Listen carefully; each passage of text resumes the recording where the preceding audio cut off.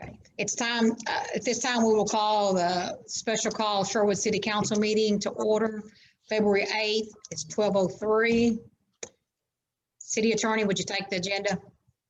An ordinance authorizing the purchase of certain real property in the city of Sherwood, declaring an emergency and for other purposes. First reading. Do I need to call the roll first? I'm sorry, you do. My bad. Brooks, Here. Harmon, Here. Lilly, Here. McMahon. I see you, but I didn't hear you. Here. High Townsend, Sanders, Here.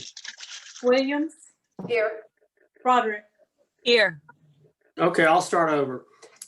An ordinance authorizing the purchase of certain real property in the city of Sherwood, declaring an emergency and for other purposes. First reading. So guys, can I raise my hand real quick? I'm not, not my intention to be difficult, but really to understand. Okay. What is the business purpose behind, purchasing this property? I mean, is there a need out there, or are we simply, seeing a good deal and going after it?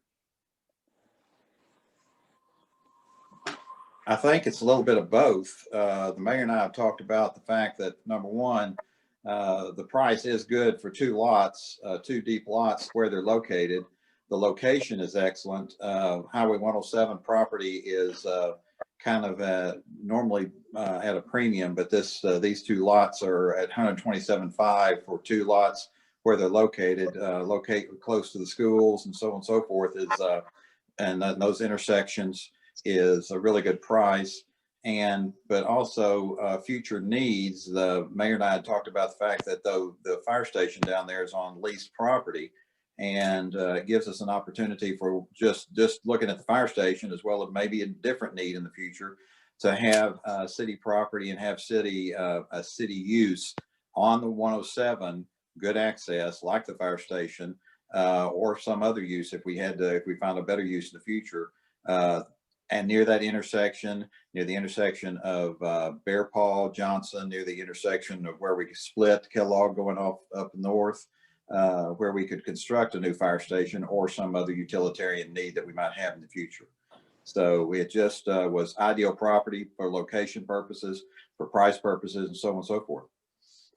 So it's my understanding that the current lease on the fire department that's there is $1 a year. There's 96 years left on the lease. That property was offered to the city of Sherwood from their previous mayor at no cost, and could be offered again. I mean, I don't know about that, but additionally, from a fire station perspective, the current chairperson and the new chief, they're not interested in relocating. I mean, they're happy with what they've got. They like the facilities as they are. So from a fire station perspective, I don't say, it's not possible. I'm just saying that in the current environment, it's not desired. And just to purchase property for purchasing property, if we don't have a need for it, I just have some reservations about that. I mean, I think on my time on the council, we've needed property 3 times. One was for a firing range, which didn't really go over well. 2 was for a library, which went over real well and required a millage. I mean, that was kind of a joint effort, and in the public works department. So, just concerned, about that. And then also the fact that, we had an individual who had already offered to buy this property, and then the municipality is going to swoop in and say, hey, we like your deal so good, we're going to take it away from you. And I just, that just causes me some reservation, and just wanted to share my thoughts. Kevin, I'm not speaking against what you just said. I don't. The thing I thought about it is that I've been talking with a gentleman who graduated with my kids, and He's talking about quality of life and what city amenities we may have at different parts of the city other than that.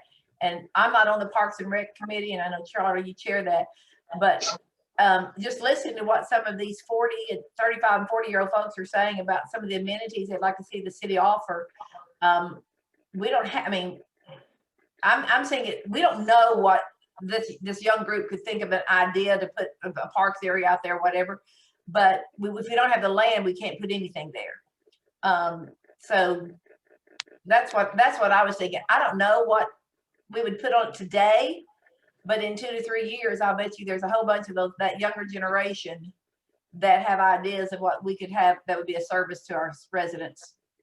And you know, if push comes to shove and we can't find a purpose for it, we can turn around and sell it ourselves later on. So that's what I thought as a positive reason to look at purchasing it. And I would like to address, Kevin, your concerns about the city swooping in.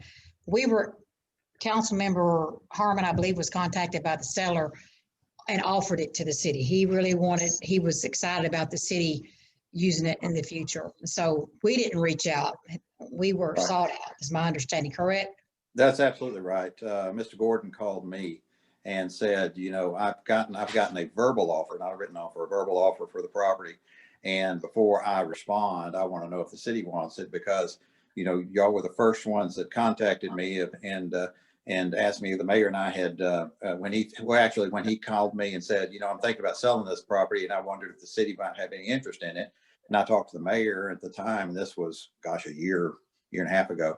At the time, we said, gosh, I don't think we'd be in a position to buy it right now, but, you know, keep us informed. And he said, well, he said, okay, I'm going to list it. And he listed it. And then he got this verbal offer significantly less than what he'd originally listed it for. And he was ready to reduce his price. He said, you know, I just want to know, you know, if the city's still interested. I prefer to sell it to y'all than to sell it to this other person. I prefer the city had it.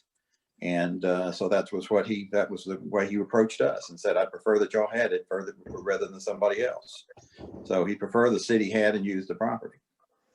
Well, I can certainly appreciate that. I mean, you know, as far as an investment goes, I mean, I forget who said it at the last council meeting. I mean, you're not making any more property, and I get that. But, you know, for the property to be worth anything on the sale, you have to be able to sell it. I mean, you can't just, you know, say, well, it increased in value and I've got, you know, dollars here that I can take advantage of anytime. It's not like a CD. You can cash in anytime you want to. So, you know, and the other thought, I mean, is if we're going to, you know, buy property for, you know, what might come, I mean, you know, there's property for sale all over the city. I mean, is that a direction we're going to start, you know, trying to push towards, and if so, maybe we need to have that as a topic. I mean, you know, on, you know, future council meetings or future committee meetings, whatever. But, you know, I just have reservations about municipalities getting into the real estate investment business without a business need, you know, at hand and on hand. So, I mean, again, you know, guys, gals, I mean, that's just my view. That's my my opinion, and you can put it in the for what it's worth column. I mean, I think the property, you know, price, the price is good. I think that's great. But, you know, we don't have a current need for it.